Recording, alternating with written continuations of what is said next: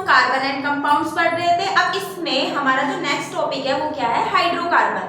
अब जो हाइड्रोकार्बन होते हैं वो क्या होते हैं, हाइड्रोजन और कार्बन से मिलने वाले कंपाउंड को क्या बोलते हैं, हाइड्रोकार्बन बोलते हैं। जो सिर्फ हाइड्रोजन और कार्बन से मिलके बनते हैं उन कंपाउंड को क्या बोलते हैं, हम हाइड्रोकार्बन बोलते हैं। जिसके अंदर अब ये जो हमारे हाइड्रोकार्बन है, हमें सिंपली पता चल गया हाइड्रोकार्बन क्या होते हैं, जो हाइड्रोजन और कार्बन से मिलके बनेंगे उन्हें हम हाइड्रोकार्बन बोलते हैं।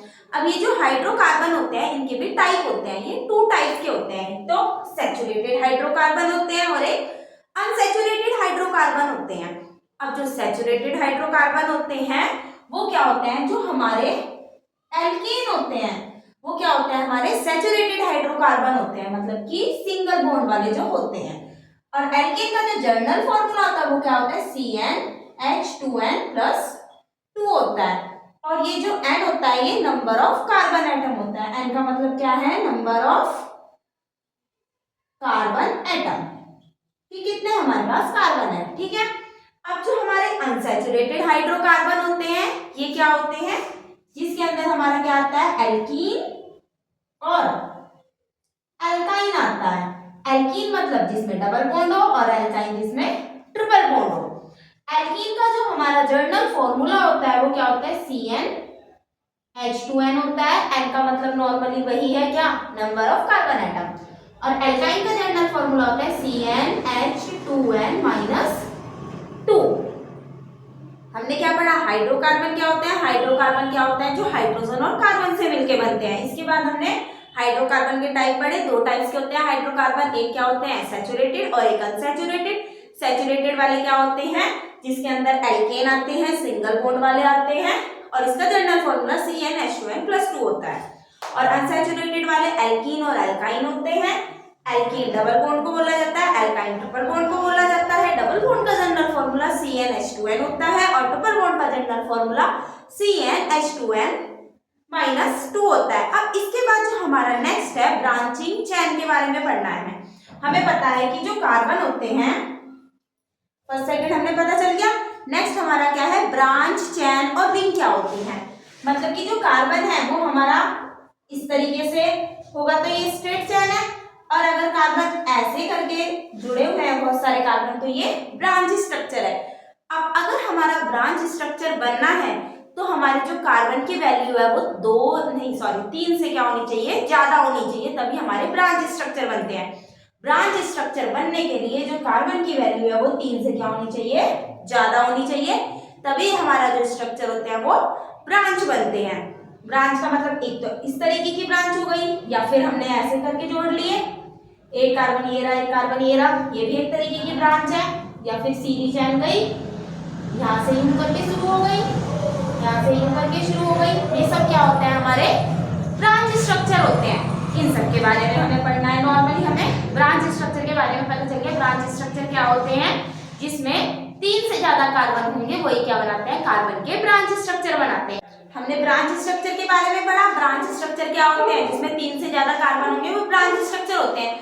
अब इसके बाद हमारी छोटी सी टर्म है पर वो बहुत इंपॉर्टेंट है ऑर्गेनिक केमिस्ट्री में, आइसोमेरिज्म क्या होता है। आइसोमेरिज्म क्या होते हैं, जिनका मॉलिक्यूलर फॉर्मूला तो सेम होता है। आइसोमेरिज्म का मतलब क्या होता है, आइसोमर का, जिनका मॉलिक्यूलर फॉर्मूला तो सेम होगा बट जो स्ट्रक्चर फॉर्मूले होंगे, मतलब कि स्ट्रक्चर होगा वो क्या होगा, उनका अलग अलग होगा, बट डिफरेंट इन स्ट्रक्चर। जो इनके स्ट्रक्चर होंगे वो क्या होंगे, अलग अलग होंगे। जैसे कि हम एक जनरल एल्केन ले लेते हैं C5H12। अब ये C5H12 एल्केन ही क्यों है, एल्केन क्यों नहीं है, ये इसलिए क्योंकि अभी हमने अनसैचुरेटेड कंपाउंड पढ़ा था जिसमें हमने कार्बन का जर्नल फॉर्मूला, जो हमने सैचुरेटेड कंपाउंड पढ़े थे हाइड्रोकार्बन CnH2n+2 था। ये क्या होता है, नंबर ऑफ कार्बन, यहाँ कितने कार्बन है, 5, 2 × 5 + 2, 2 5 10, 10 और 2 12। तो यहाँ से मुझे पता चल गया ये कितने हुए, 5 और H कितने हुए, 12। ये क्या है, एक एल्केन है। 5 कार्बन को पेंट बोलते हैं और सिंगल बॉन्ड है जिसमें एन बना, वो नेमिंग हम अभी सीखेंगे। अब अगर मैं इसके अलग अलग स्ट्रक्चर बनाऊं, एक बार तो मैं ऐसे जोड़ लेती हूँ,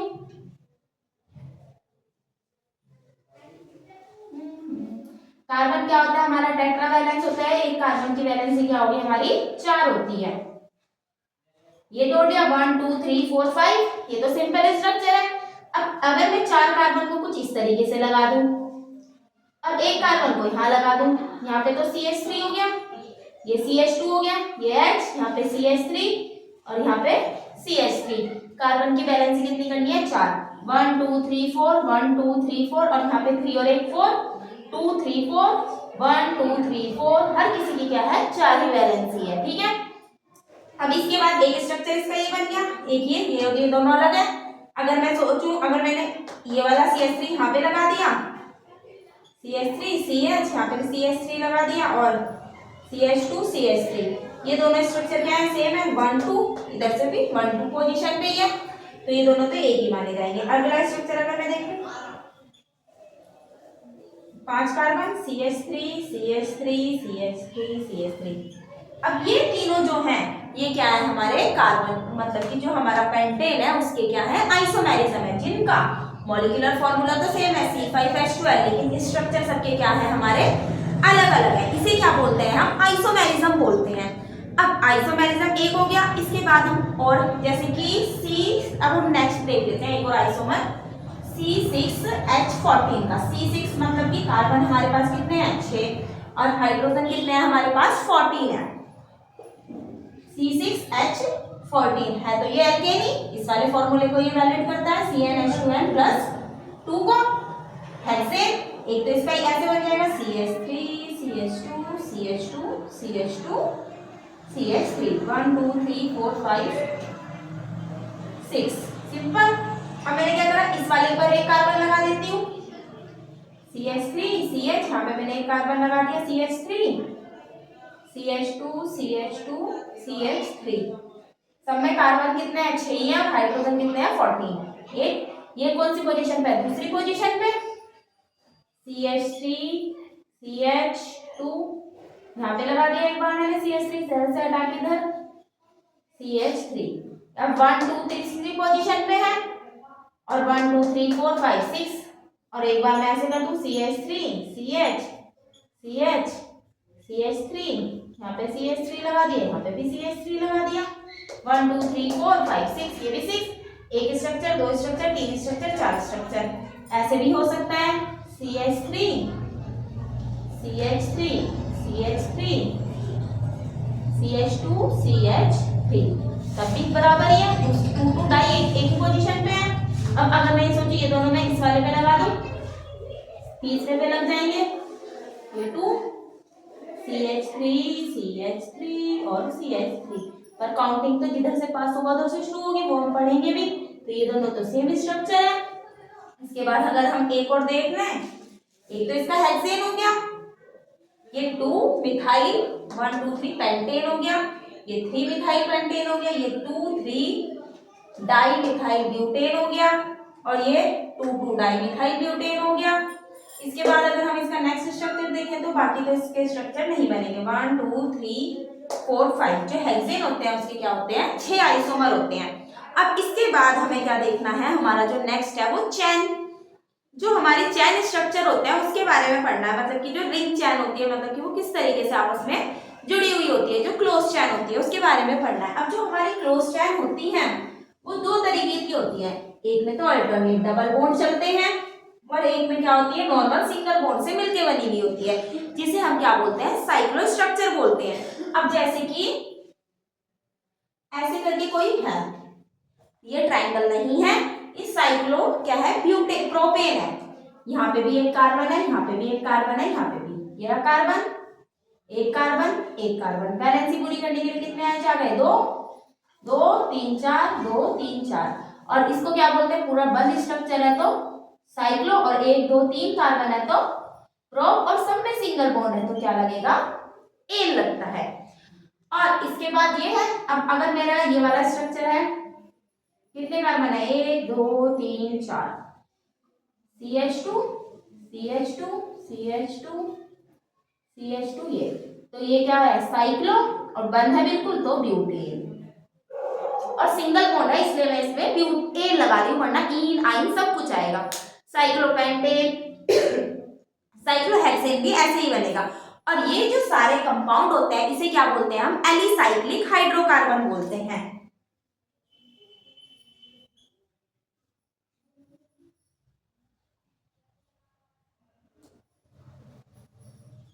ये जो भी हमारे क्लोज स्ट्रक्चर होते हैं कार्बन और हाइड्रोजन से मिलके बनते हैं इन्हें क्या बोलते हैं? और जिसमें डबल बॉन्ड नहीं होता इसे क्या बोलते हैं हम? एलिसाइक्लिक हाइड्रोकार्बन बोलते हैं।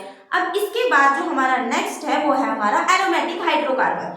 जो हमारे एरोमेटिक हाइड्रोकार्बन होते हैं जिसमें हमें डबल बॉन्ड देखने को मिलता है उसे बोलते हैं जो बेंजीन जैसे स्ट्रक्चर होते हैं। जो हमारा बेंजीन होता है, एक और मैं आपको बताती हूँ, जो हमारा C6 है मतलब कि H12 है, ये हमारा C6H12। अगर मैं इसका स्ट्रक्चर बनाऊं CH2 CH2 CH2 sorry CH2 CH2 CH2, ये क्लोज स्ट्रक्चर है, 6 कार्बन है, इसका नाम होता है साइक्लोहेक्सेन।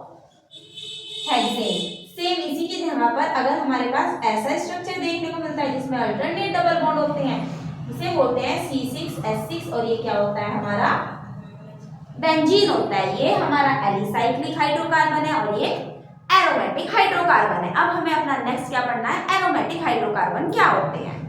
अब हमारा क्या है? Aromatic hydrocarbon. अब जो हमारे एरोमेटिक हाइड्रोकार्बन होते हैं इसमें कम से कम एक बेंजीन रिंग तो होनी चाहिए।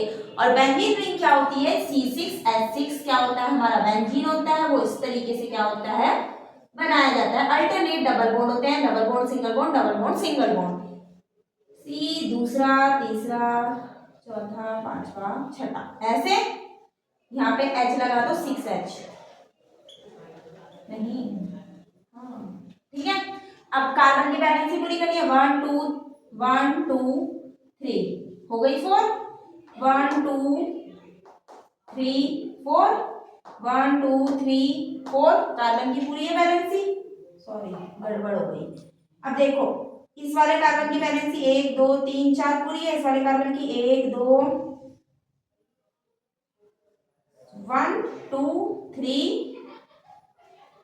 4, इस वाले कार्बन की 1 2 3 4 1 2 3 4 1 2 3 4। हर कार्बन की वैलेंसी भी पूरी है, अल्टरनेट डबल बॉन्ड भी है। इसे क्या बोलते हैं? C6H6 और ये क्या होता है? बेंजीन होता है, जिसे एरोमेटिक हाइड्रोकार्बन बोलते हैं। अगर हमारे दो बेंजीन इकट्ठा है तो इसे नेफ्थलीन बोलते हैं।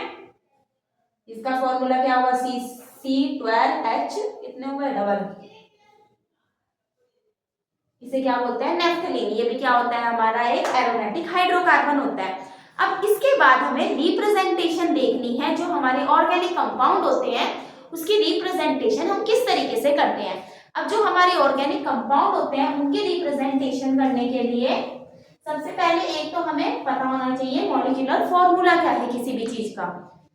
एक तो हमारा क्या पता होना चाहिए? Molecular formula. फर्स्ट रिप्रेजेंटेशन करने के लिए जो भी हमारा कोई भी रिप्रेजेंटेशन है ऑर्गेनिक कंपाउंड की, उसके लिए सबसे पहले तो हमें क्या पता होना चाहिए? मॉलिक्यूलर फॉर्मूला क्या है। नंबर 2 पे उसका इलेक्ट्रॉन डॉट स्ट्रक्चर किस तरीके से बनता है, इलेक्ट्रॉन डॉट स्ट्रक्चर कैसे बनते हैं। अब इलेक्ट्रॉन डॉट स्ट्रक्चर के लिए नॉर्मली क्या होता है, जैसे कि अगर हमें इथेन मिथेन का C2H6 का बनाना है तो 2C 1 2 3 4 1 2 3 4 H कितने हैं हमारे पास? 6 है। 1 2 3 4 5 6 इस तरीके का स्ट्रक्चर बनता है जिसे हम इलेक्ट्रॉन डॉट स्ट्रक्चर बोलते हैं। बाद में ये ऐसे करके आपस में जुड़ जाते हैं। ये हमने आपको कल लास्ट क्लास में सिखाया था, ये इस तरीके से, सॉरी, और ये वाला ऐसे करके आपस में जुड़ जाते हैं। अगर सिंपली देखें तो कुछ इस तरीके से हमें क्या होता है, स्ट्रक्चर दिखाई देता है। एक हमें मॉलिक्यूलर फॉर्मूला पता होना चाहिए, इलेक्ट्रॉन डॉट स्ट्रक्चर पता होना चाहिए। नेक्स्ट क्या होता है हमारा स्ट्रक्चर फॉर्मूला कैसे होता है, स्ट्रक्चर किस तरीके से दिखता है। और एक क्या होता है हमारा कंडेंस स्ट्रक्चर। अगर हम इसे शॉर्ट में लिखे तो क्या लिखा जाएगा, C2H6। ये चार चीजें क्या होती है, ऑर्गेनिक कंपाउंड को रिप्रेजेंट करती है। पहली मॉलिक्यूलर फॉर्मूला क्या है, दूसरी इलेक्ट्रॉन डॉट स्ट्रक्चर किस तरीके से बनता है, तीसरी उसका बिल्कुल प्रॉपर स्ट्रक्चर फॉर्मूला क्या होता है, और चौथी क्या होती है हमारा कंडेंस फॉर्मूला क्या होता है। जो हमारा स्ट्रक्चर फॉर्मूला होता है वो अरेंजमेंट होता है क्या, डिफरेंट एटम का कनेक्ट विद द मॉलिक्यूल से अलग अलग एटम किस तरीके से कनेक्ट है वो होता है।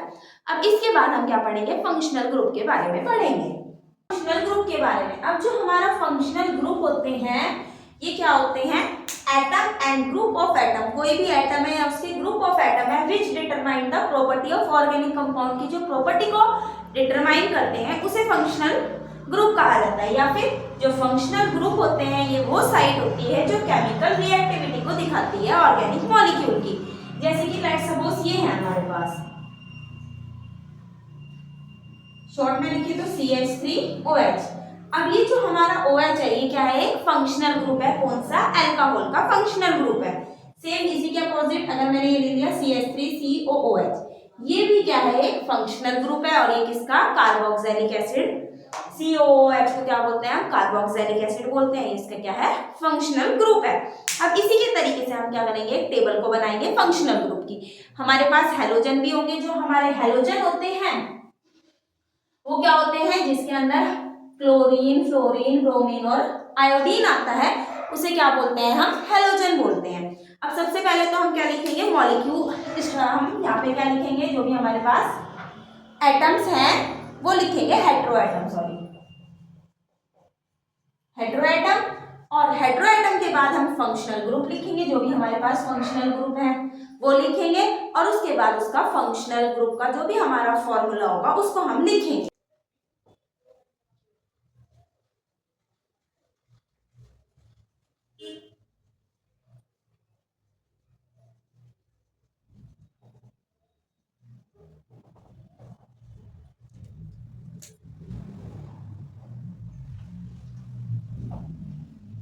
अब क्या है, जो हमारे पास हैलोजन होते हैं वो क्या होते हैं, क्लोरो, ब्रोमो, आइडो और फ्लोरो होते हैं, जिसको हम एक्स से डिनोट करते हैं, जिसमें हमारा क्लोरीन, ब्रोमीन, आयोडीन और फ्लोरीन आता है। इसके बाद जो ऑक्सीजन कंटेनिंग होते हैं उसमें क्या होता है, हमारा OH आता है, एल्डिहाइड आता है और COOH आता है, जिसे हम कार्बोक्सिलिक एसिड बोलते हैं। ये हमारा क्या होता है, अल्कोहल होता है, ये एल्डिहाइड होता है और ये कार्बोक्सिलिक एसिड होता है। अल्कोहल को OH से डिनोट करते हैं, ये होता है C डबल बॉन्ड OH, और कार्बोक्सिलिक एसिड को क्या लिखते हैं, C डबल बॉन्ड OH, जिसमें ऑक्सीजन कंटेनिंग होते हैं वो ये वाले तीन होते हैं। एक क्या होते हैं, हमारे नाइट्रोजन कंटेनिंग होते हैं।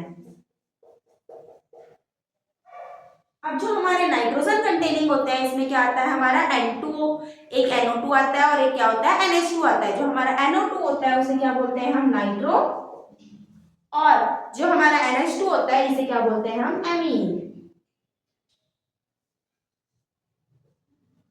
ये वाला क्या होता है हमारा NO2 जो नाइट्रो होता है, और एमीन वाला क्या होता है हमारा NH2 ग्रुप होता है। हमें इन सब के बारे में पढ़ना है, इनकी सीरीज के बारे में पढ़ना है।